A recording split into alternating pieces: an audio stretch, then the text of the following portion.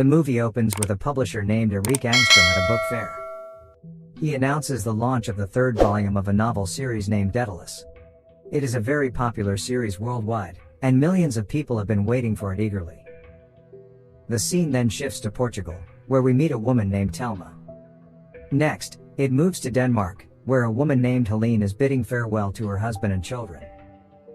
After that, to England, where a young man named Alex Goodman is woken up by some people who take him somewhere in a car. Then there's a German woman named Ingrid, a Spanish man named Javier, an Italian man named Dario, and a Greek man named Kedrinos. Lastly, we see a Chinese man named Chen and a Russian woman named Katerina. It turns out that these 9 people from various parts of the world are traveling to France to translate Daedalus into their native languages. Upon their arrival at a large mansion, their belongings are checked, and their mobile phones confiscated. They can only bring themselves and their translation skills. A woman named Rosemary leads them inside, and the 9 of them will be invited to enter the secluded part of this building. After going down several stairs and navigating through numerous corridors, they eventually reach a bunker. Rosemary explains that they will be translating the book over the next 2 months, so it can be published simultaneously worldwide. It turns out that they will be isolated from the outside world to prevent any leaks of the story before its release. Rosemary announces that using the internet is strictly prohibited, but they will have all the necessary facilities, including food, accommodation, and entertainment. Next, they enter a room with several guards stationed on each side to keep an eye on them during their work. Here they are greeted by Angstrom. He informs them that they will be given 20 pages per day to translate, and must complete 480 pages of the book within a month. This will give them another month dedicated to corrections before they can leave.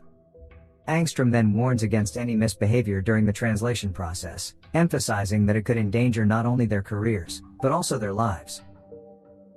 The scene then shifts to the translators working in the bunker, with security guards keeping watch on them. While reading the plot, Katerina becomes so moved that she begins to cry while working. At the end of the day, Angstrom arrives with his suitcase, which contains the original script as well as numerous keychains with flags from various countries. He uses these keys to remove the pen drive connected to the laptop. Afterward, Angstrom asks Dario if he tweeted that he was going to meet the author of the Daedalus book, Oscar Brock, at this place. It turns out that no one knows about Oscar Brock's identity, or what he looks like. Dario claims he was just joking and advertising the book, but Angstrom says leave the advertising to him. Alex then suggests that they should meet Oscar Brock because they are translating his book, but Angstrom declares that he has no interest in meeting anyone. In the next scene, Katerina is waiting at Angstrom's office when she hears him talking to someone in another room. She notices his suitcase nearby and attempts to open it. After trying different combinations, she eventually succeeds and finds the original manuscript inside. Just then, Angstrom arrives, and compliments her on her excellent translation work. The scene shifts to a few months earlier, where we see Angstrom visiting an old bookstore away from town. There, he meets an elderly man named George, and asks why he is still running the store instead of traveling the world. With the money George earned from his books, he could do anything. George responds that he plans to retire after the final book of Daedalus is published, and the old man is actually Oscar Brock, who has been hiding away from the world. Returning to the bunker, a few days have passed, and the translators are enjoying themselves, and becoming well acquainted with one another. During their free time, they gather to play games, drink, and have fun. At night, Angstrom is eating when he suddenly receives a text. He is furious to see the message and immediately summons all of the translators. It turns out that someone has stolen the script and already published the first 10 pages of Daedalus. The thief is now demanding 5 million euros within 25 hours, or else threatening to publish the first 100 pages of the book. Angstrom is enraged and begins to accuse one of the translators of doing this. He announces that the translation work will be stopped, until the thief is captured. Hearing this, Kedrinos starts laughing. He states that readers will not buy his books when they can already find half of them online. This enrages Angstrom and he orders his guard to brutally beat up Kedrinos. Angstrom then states that everything will be fine if the thief just comes forward and confesses. Following this, the security guards begin checking the translators' rooms one by one. They do not discover anything suspicious, until they come across Helene's room. They find some pages written in Danish hidden inside her pillows.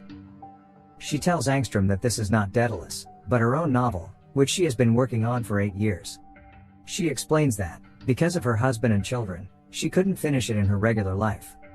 This was why she came here, to complete her novel in isolation. However, Angstrom, who understands Danish, tells her that her novel is worthless and she has no talent. He also informs her that she is not permitted to work on her personal projects while staying here. Following this, he starts burning her pages in the fireplace, leaving Helene devastated that her entire life's work is gone. In the next scene, all the translators are discussing the situation. Chen suggests that the thief could be one of them, and might have hidden a phone or some device on themselves. During this, everyone's attention shifts to Javier, who is wearing a hand plaster. Javier states that he was in a bike accident. However, they don't believe him, and Telma quickly tries to remove his plaster, and realizes that he's not pretending, because there's nothing inside. Later, Alex returns to his room and finds everything scattered. Just then, Katerina shows up and states that she doesn't trust him, and believes he has been lying to them from the beginning. She knows that the work he claims to have done is a lie, and that he is not a professional translator. Here Alex reveals that he is now stuck in a dire situation, and begins telling her his story. 11 months ago, Alex was actually a regular person who was a fan of the works of Oscar Brock, the author of Daedalus. At that moment, Alex intentionally translated volumes 1 and 2 on his own to meet Oscar Brock by making translations far better than what the translators had done at the time, from French to English. As a result, many people commented and suggested Alex as a replacement translator.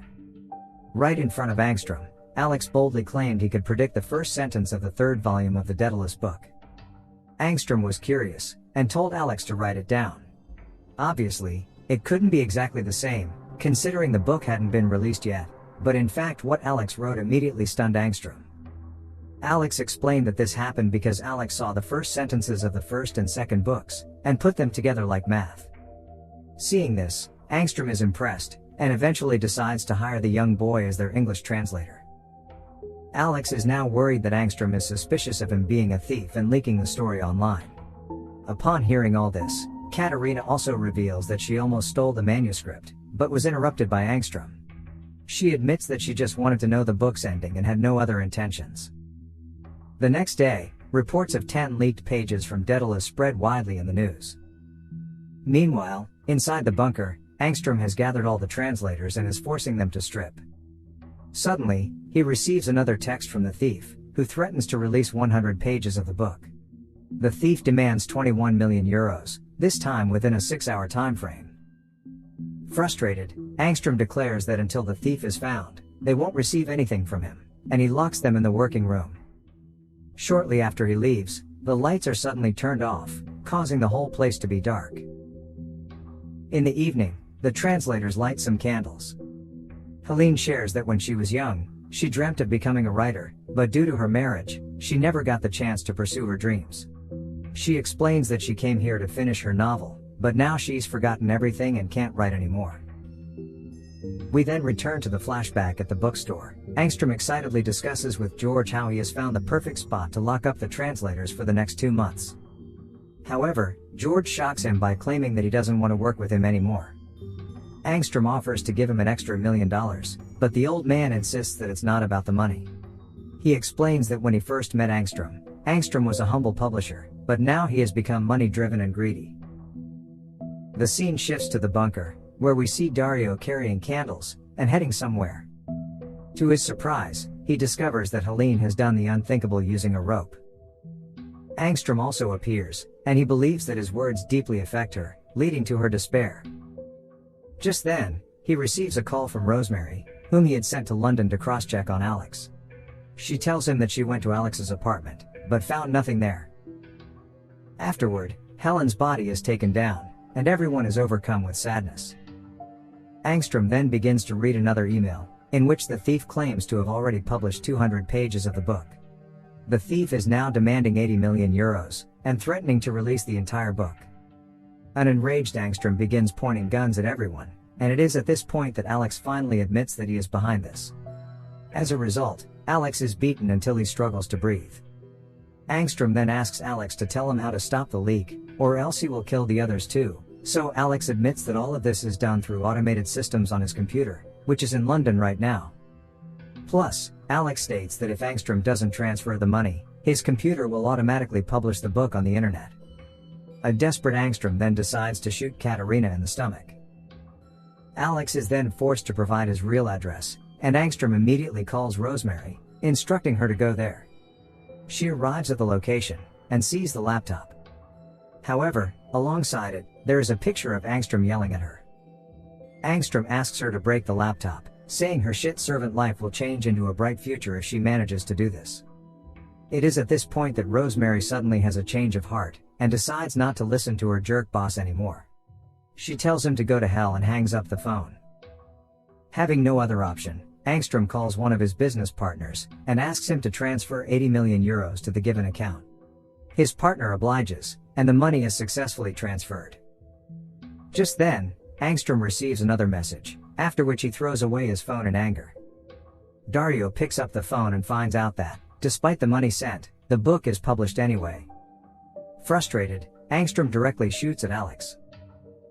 Seeing this, the guards finally restrain their boss and call the cops. The translators gather around Alex and, surprisingly, find him unharmed. It turns out there was a book hidden in his jacket, which prevented him from getting shot.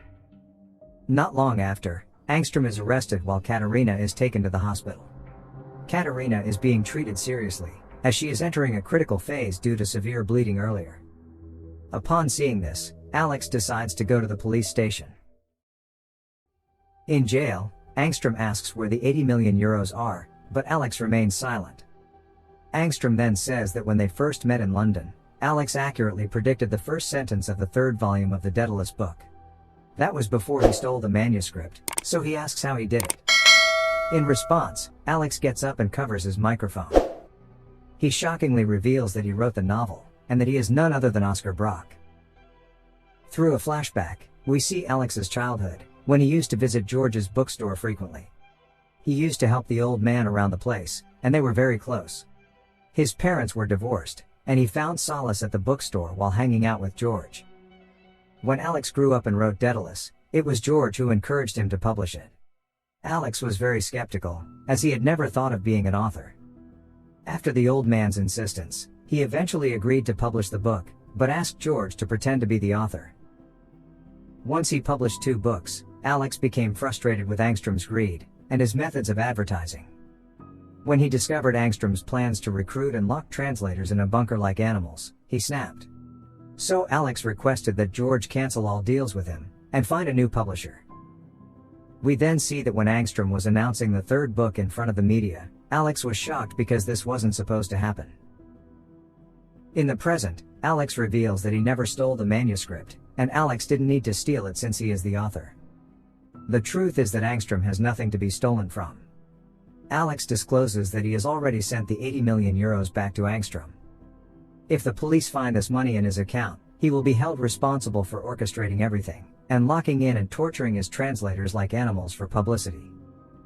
Alex then removes his hands from the microphone, and the angry Angstrom announces that Alex is not the real Oscar Brock, because Angstrom killed him with his own hands. It turns out that when George refused to work with Angstrom anymore, the cunning publisher eventually killed him by pushing him down the stairs. After that, he set the whole bookstore on fire to make it look like an accident, and ran away with the original manuscript. Meanwhile, the cops are shocked to hear this new information. In the final scene, an enraged Angstrom begins to attack Alex, but the cops soon show up, and take him back to his cell. Alex then leaves the prison, reminiscing about his sweet memories with George during his childhood days. Alex, who had been behind the name Oscar Brock all this time, feels satisfied. The happiness from all the profits from the 3rd volume of his Daedalus book will not surpass the happiness Alex feels now after imprisoning Angstrom.